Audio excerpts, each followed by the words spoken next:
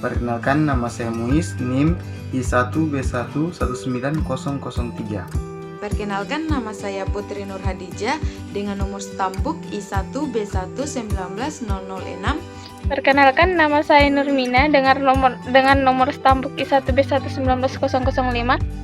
Perkenalkan, nama saya Yulia Rizky Purnama dengan stambuk I1B1190008. Perkenalkan, nama saya Amrita Tanja Berbayang dengan stambuk I1B1190010. Baiklah, di sini kami akan menjelaskan film kami masing-masing. Selamat menyaksikan. Yang pertama yaitu Porifera, di mana Porifera ini merupakan kelompok hewan multiseluler atau tersusun atas sel banyak yang paling sederhana. Porifera ini tersusun dari dua kata. Yang pertama yaitu pore yang berarti pori atau rongga, yang kedua yaitu fere atau mempunyai. Jadi dapat disimpulkan bahwa Porifera adalah hewan yang mempunyai rongga atau pori. Pada kesempatan kali ini saya akan menjelaskan kelas Demosponiae atau spons. Morfologi dari spons yaitu yang pertama, warna tubuh spons itu cenderung cerah karena memiliki pigmen pada amebositnya, di mana pigmen ini berfungsi untuk melindungi tubuh dari spons ini sendiri dari sinar matahari. Yang ini adalah ostium, di mana ostium ini tempat masuknya air, sedangkan yang ini adalah osculum, tempat keluarnya air. Dan spons ini tidak memiliki anggota tubuh serta laterat dan juga hidupnya itu tidak berpindah tempat. Kemudian anatomi dari spons ini memiliki saluran air yang berpori banyak, di mana juga disebut sebagai leukonoid. Adapun cara reproduksi dari spons ini yaitu secara seksual dan aseksual. Cara makan dari spons ini yaitu dikenal dengan istilah filter feeder, di mana filter feeder itu prosesnya melalui makanan-makanan yang dibawa oleh arus, kemudian melewati tubuh dari Porifera ini, masuk melalui ostium, kemudian masuk ke sponiosel, kemudian keluar melalui osculum. Saya akan menjelaskan film Cnidaria yang dalam bahasa Yunani Cnide artinya sengat. Jadi, film Cnidaria hewan yang memiliki sengat. Struktur tubuh film Cnidaria dibedakan menjadi dua macam, yaitu polip dan medusa. Nah, yang ini bentuknya medusa, hidupnya berenang bebas, tubuh seperti lonceng atau mangkuk cembung di atas, dan memiliki tentakel di bagian bawah. Biasanya disebut ubur-ubur. Morfologi pada ubur-ubur. Ini epidermis, ini bagian mesoglea, ini bagian gastrodermis, ini tentakel, dan ini mulut. Ini bagian epidermis, mesoglea, selanjutnya gastrodermis, tentakel, mulut. Nah, untuk bagian mesoglea, selanjutnya gastrodermis, tentakel, mulut. Nah, untuk bagian anatomi adalah ini faring, dan ini rongga gastrokuler. Di sini saya akan menjelaskan tentang filum Brachiopoda. Brachiopoda berasal dari bahasa Latin yaitu brachio yang artinya lengan dan poda yang artinya kaki. Jadi, filum Brachiopoda adalah organisme yang suatu kesatuan tubuhnya difungsikan menjadi kaki dan lengan. Pada praktikum kali ini, saya akan menjelaskan morfologi dan anatomi kerang lentera atau Lingula unguis dari kelas Inarticulata. Morfologi kerang lentera terdiri dari yang pertama, yang ini pendikel, dan yang ini setae, dan bagian yang ini adalah mulutnya, dan yang ini adalah cangkangnya. Anatomi kerang lentera.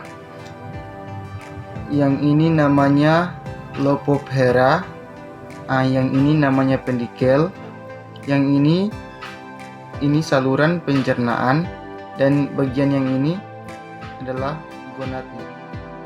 Saya akan menjelaskan tentang filum Mollusca. Filum Mollusca merupakan hewan triploplastik selong mata yang bertubuh lunak. Mollusca mempunyai beberapa anggota filum, salah satunya cumi-cumi yang mempunyai nama latin Loligo sp. Cumi-cumi memiliki 4 pasang lengan dan sepasang tentakel. Di ujung tentakel terdapat alat pengisap. Cumi-cumi memiliki sepasang mata sejati. Di sini merupakan lubang sipon, yaitu lubang untuk mengeluarkan cairan tinta. Dan mulutnya terletak pada tentakel. Tubuh cumi-cumi dilapisi mantel yang berfungsi untuk melindungi organ di dalamnya. Di ujung mantel terdapat sirip. Selanjutnya menentukan anatomi. Di sini saya akan membedah cumi-cuminya. Di dalamnya terdapat jantung, kantung tinta, jantung insang, lambung, dan ovarium. Dan terakhir, cangkang internal. Baiklah, pada praktikum kali ini saya akan menjelaskan tentang film Annelida.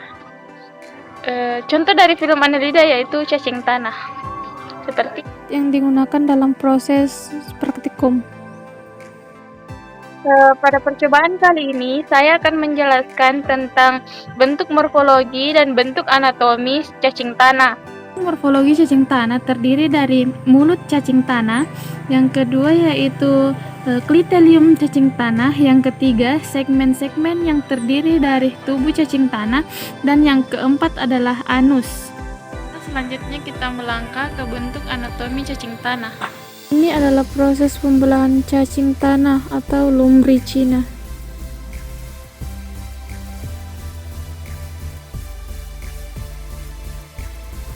Keenam, filum crustacea artinya bercangkang keras. Memiliki 10 kelas, salah satunya Malacostraca dengan contoh organismenya yaitu kepiting bakau. Kepiting bakau memiliki morfologi yang pertama terdiri atas 3 jenis kaki, yaitu satu pasang kaki celipet, 1 kaki capit, 3 pasang kaki jalan, dan 1 pasang kaki renang. Bagian tubuhnya disebut dengan cephalothorax karena bagian kepala dan dada menyatu. Bagian cangkang atas disebut dengan carapax, dan bagian depan terdapat 2 mata, rongga mata, di bawah mata terdapat mulut, terdapat 1 pasang antena, di antara mata terdapat dahi, dan di bagian bawah terdapat abdomen atau perut. Untuk anatomi di sini terdapat insang, jantung bagian tengah, usus, anus, hepatopankreas pada bagian warna kuning, dan daging, serta tulang rawan bagian di atas dari insang. Echinodermata yang berasal dari bahasa Yunani yaitu hewan yang berbulu. Di sini saya akan menjelaskan morfologi dan anatomi dari Echinodermata yaitu bintang laut. Bintang laut memiliki morfologi sebagai berikut, yaitu memiliki tubuh yang keras dengan seluruh tubuh ditutupi oleh duri kecuali celah ambulakralnya. Bintang laut berbentuk bintang. Bintang laut terdiri dari 2 bagian, yaitu sisi aboral dan sisi oral. Sisi aboral bintang laut terdiri dari anus, madreporid, dan duri-duri papula. Sedangkan sisi oral sendiri terdiri dari mulut, celah ambulakral, kaki tabung. Anatomi dari bintang laut yaitu rangka dalam atau endoskeleton tersusun atas lapisan epidermis yang tebal. Di dekat anus terdapat pintu saring ke sistem pembuluh air yang disebut madreporid. Water vascular terdiri atas saluran stone canal, ring canal, radial canal, dan lateral canal. Gonad terdapat 2 di setiap lengan. Sekian penjelasan avertebrata dari kelompok 1. Jika ada salah kata, kami mohon maaf. Terima kasih.